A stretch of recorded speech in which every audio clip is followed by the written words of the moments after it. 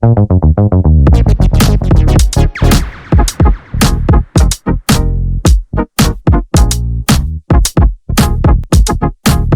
没有资金管警察什么事？ 도대체 무슨 일로 경찰은 이토록 화가 나 있는 걸까요?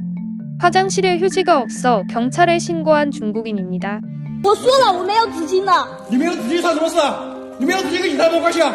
跟警察有什么关系？我问你，你没有资金管警察什么事？谁有这个义务给你资金？你29岁了，你是小孩子吗？29岁找警察要子，进警察的办案区，谁同意了？谁让你进去了？你还好意思打120报警？我就要报。你还好意思打120报警？毛把你抓上了，你打多少个120呢？你打多少个120呢？你严重的浪费警力！你刚才把我这里搞成了。诬告！你干我！都没有用！你干我！不要这里喊！这里全程录音录像，你去信访也好，你去告谁也好，你打120也罢，这是你的权利，没有一个人拦着你，而且那没有个，任何一个警察会因为你的危而且险。那个， 지하철 안에서 해바라기 씨를 까먹으며 바닥에다 껍질을 뱉습니다. 打这是公共场所，打，滚！不能这样。你想出关，你可以下去是吗？你管了，我懒得管你呢。滚！滚！谁让他这样？瓜的啊，一点都不能吃东西啊！好了，不要那么多，知道他妈知道吗？不吃你就自己拿手里就行了。不知道，吃了还扔地上，人家说你还说人，还骂人家，不干净的就你来吃。整街车厢就你一个这样，滚！滚！滚！滚！让谁说的？说你还不听是吧？打！来检查，打！吃东西就不能往地上扔，知道吗？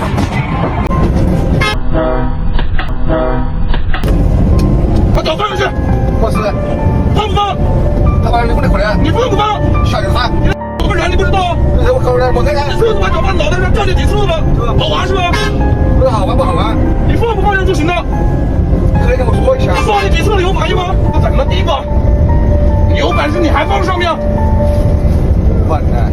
동물원 안에서 규칙을 어기고 차에서 내려 동물에게 먹을 것을 주는데요. 사실 외부 음식을 주는 것도 규칙 위반입니다. 해외 최대 규모의 온라인 커뮤니티 사이트에서 중국에 거주하는 외국인이 중국인에 대해 불만을 토로할 화제인데요. 관련 사연 글을 번역하여 보도록 하겠습니다. 저는 중국 심천에 살고 있습니다.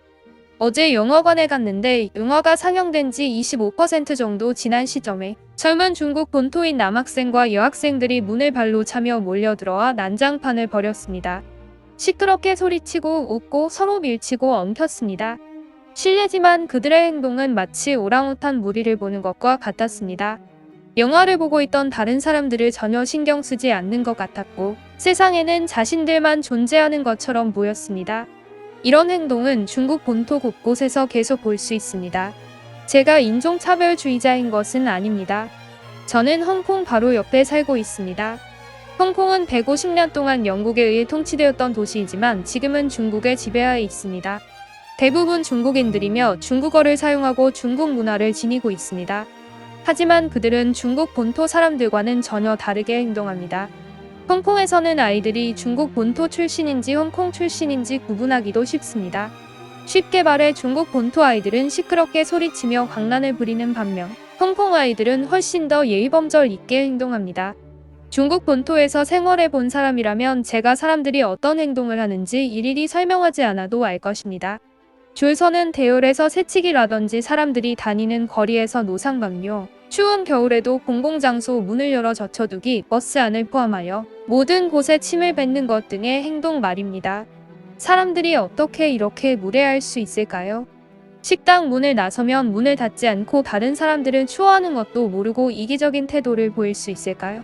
누군가 다른 사람이 문을 닫아주어야 할 것입니다. 저는 이것이 인간의 본성이라고 생각하지 않으며 오랜 역사를 가진 중국 문화의 일반적인 행동 패턴이라고도 생각하지 않습니다. 홍콩에서는 이런 일이 일어나지 않고 대만에서도 마찬가지라고 생각합니다.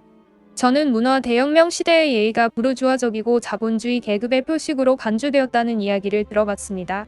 중국 본토 사람들이 이런 식으로 행동하기 시작한 시기가 그때일까요? 아니면 더 예전부터 문제였을까요? 저는 단지 어떻게 이렇게 많은 사람들이 서로 너무 가까이 살면서도 이렇게 이기적이고 무례하게 살 수 있는지 이해가 되지 않습니다. 이는 타고난 것이 아니며 반드시 원인이 있어야 합니다. 공산주의 체제 때문일까요? 정말 이해가 되지 않습니다. 제발 더 발전했다거나 더 나은 교육을 받았다와 같은 틀에 박힌 문구는 사용하지 말길 바랍니다. 저는 이 게시물을 늦게 받고 많이 읽지 않을 것 같지만 80대 되신 중국 본토 부부 옆집에 살고 있는데 악몽 같은 상황입니다. 그들은 제 재산을 불법 침입하고 제 손님을 괴롭히고 저의 마당 나무를 베어쓰고 제 집의 기물을 파손하고 배수관을 이용하여 빗물을 제 집 쪽으로 흘려 지하실을 침수시켰습니다. 게다가 게으르고 교활해서 스스로 울타리를 사지 않고 제게 울타리를 만들어야 한다고 소리 지르더군요. 실제로 울타리를 세운 후에도 쓰레기와 돌을 쌓아 울타리를 부수는 식으로 점차 망가뜨리기 시작했습니다. 중국인은 불쌍한 사람들이라는 식의 변명에 정말 지쳤습니다. 남자는 길에다가 침을 뱉으면서 나에게 퀵 소리를 내며 으름장을 놓습니다. 여자는 처음에는 친절하게 다가오지만 실제로는 제 재산 가치를 측정하려고 했을 뿐이고 행동에서부터 그들의 본색이 나타나기 시작합니다. 저는 이웃으로 이사 온 지 2년이 되었지만 계속 이런 일을 겪고 있습니다. 지난 2년 동안 재산 파괴 복구에 수천 달러를 썼지만 페어팩스 시는 이민자를 우호하는 입장이라 아무도 신경 쓰지 않습니다. 그들은 제가 지금까지 살아온 이웃 중에서 독설적이고 인종차별적인 그리고 최악의 사람들입니다. 제가 마음만 먹으면 법정에 서서 재산 피해에 대한 수천 달러의 보상을 받고 제 울타리 내에 접근 금지 명령까지 받을 것입니다. 하지만 그들의 가족 몇 세대가 이 지역에 살고 있어서 그들은 제 집 앞에 앉아 저를 괴롭히고 스토킹하도록 사람들을 보내는 짓까지 합니다. 지역 당국에 연락했지만 가련한 사람들이라는 답변만 받았습니다. 중국 본토는 시민사회가 부재하기 때문입니다. 여기서 시민사회는 사람들이 문명화되어 있는 사회가 아니라 일반 국민들이 지역 공동체와 그 기관들의 복지에 관심을 갖는 정치적 개념을 의미합니다. 어렸을 때 어머니는 아마 길에 쓰레기를 버리지 말고 공공장소에서 큰 소리로 말하지 않고 순서를 기다려라 등을 가르쳐 주셨을 것입니다.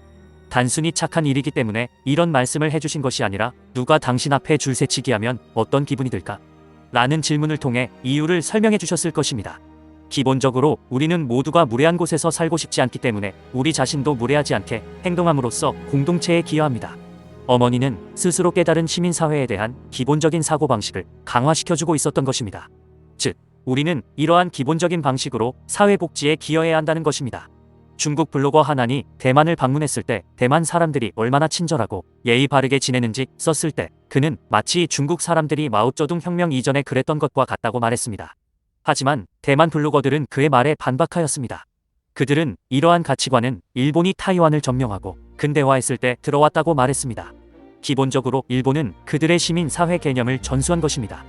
홍콩 역시 마찬가지입니다. 아마 차이점을 느끼셨을 것입니다. 영국 식민지 시대 시민사회가 형성되었습니다.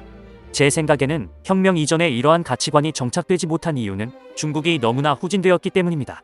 많은 지역 공동체에서는 기본적인 정부 기관이나 문맹 퇴치조차 이루어지지 않았습니다. 사람들은 공동체 자체보다는 혈족 관계에 충성했습니다.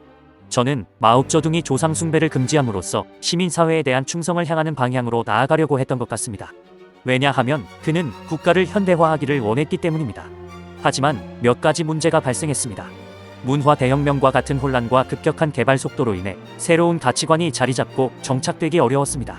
또한 사람들은 단순히 혈족 관계의 충성을 더 넓은 사회보다는 개인적인 연결로 전환시켰습니다. 따라서 시민사회의 부재가 완전히 그들의 잘못이 아니라는 점을 고려하면 중국 문화에서 흔히 볼 수 있는 무례함을 너무 개인적으로 받아들이지 않을 것입니다. 구독과 좋아요는 영상 제작에 큰 힘이 됩니다. 감사합니다.